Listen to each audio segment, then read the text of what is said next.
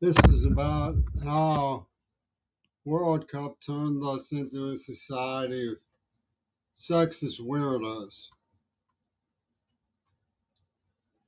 Kasparowski used to say when one of the cowpokes says, I know jujitsu, I answer, I know lead pipe.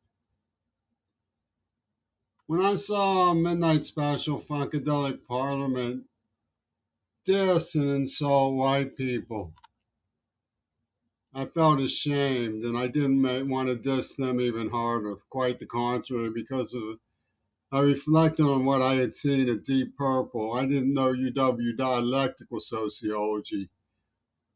I certainly didn't know military sociology was behind the hair epidemic, but I did understand balanced judgment. Had the Deep Purple tickets in my pocket when I was leaving Vento's Pizza. I had quite a bit of money in my pocket. I bought 4 tickets. I didn't know how much they'd be, so and as I was leaving Vento's, a nickel fell down into the of the phone receiver. I didn't know if it was real. I fished out the nickel, and somebody hollered, "He got money out of that machine." And the gang that was waiting came running up outside, who didn't hear that. Somebody was on the phone making the call to them, so eyeing me. That's why I was eager to leave.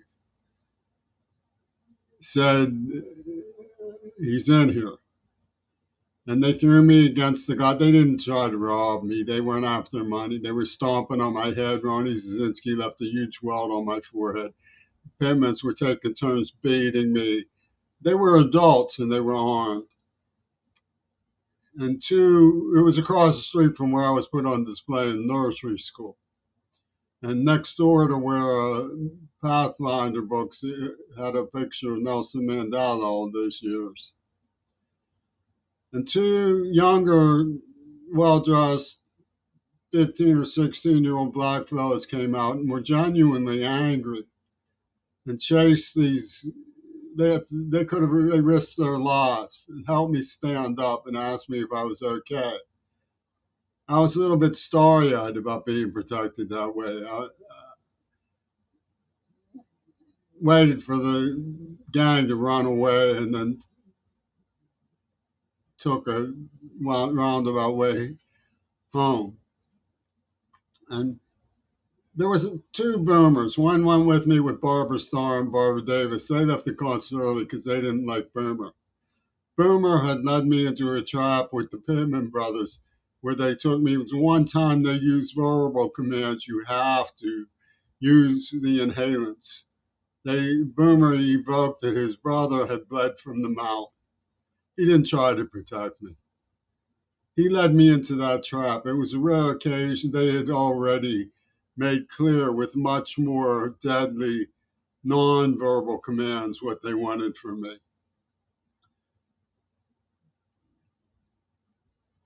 You have to, they said, but he doesn't. But Boomer came to Deep Purple with me, and Deep Purple played for like 5 encores, even after the lights went on. Behind me, there was a black man who really loved them. He was having so much fun. I was smiling at him all through the show. And Deep Purple said, I want to do this one for the black people of America. And he really he stood up in pride. He said, because they're all a bunch of assholes. And I turned around and looked at him. I was crestfallen, and so was he. I could hardly believe my eyes. But that Morningside gang saw the other boomer who was like probably with the McManus brothers. He was a spry individual. And they saw Ronnie Gordy really slaughtering a fusillade of head blows. And they knew that the Kasparowski gang was deadly. They saw one of them jump out of a car in which I was hostage in the back seat. They didn't know what to do. And flatten the kid out of the clear blue sky for no reason. But they knew I was hostage. They just didn't know what to do. Just like the parents at Kelly Elementary knew I was the passenger in the car when Peter Gabriel tried to implicate me in the Schulman gang. Conor McManus was a spry individual who used to play what he called poor pig. Saul Brucker would crawl out the window of the library, and the kids would be, "What's the matter with Saul? What's the matter with Saul?" Back in the days when Jenny Rubin was leading an insurrection to let girls wear pants to elementary school. He played poor pig, which meant kill the man with the ball. The other boomer, the McManus boomer, was like a Robert Redford type, dog my footsteps. This was Mr. McIntosh's version of The Outsiders. There was a Butch who had the driver's eyes of Ono's ideas.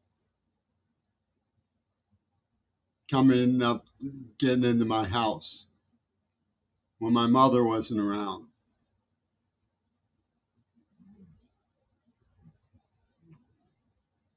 Scaring the devil out of my sister.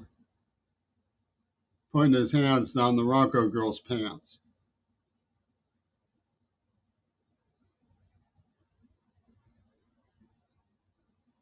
And there were the Robert Redford types of Di introduced me to at the governor's school for some spidery guy named Freddie. Offered me a stick on the last night of the governor's school puff.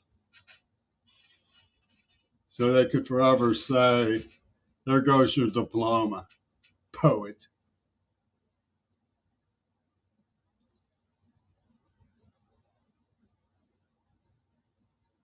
And then it was a hookonymic interrogation system. He said, "I will forgive anyone who admits they puffed the stick." I said, "No, I don't understand this. This is much deeper than that."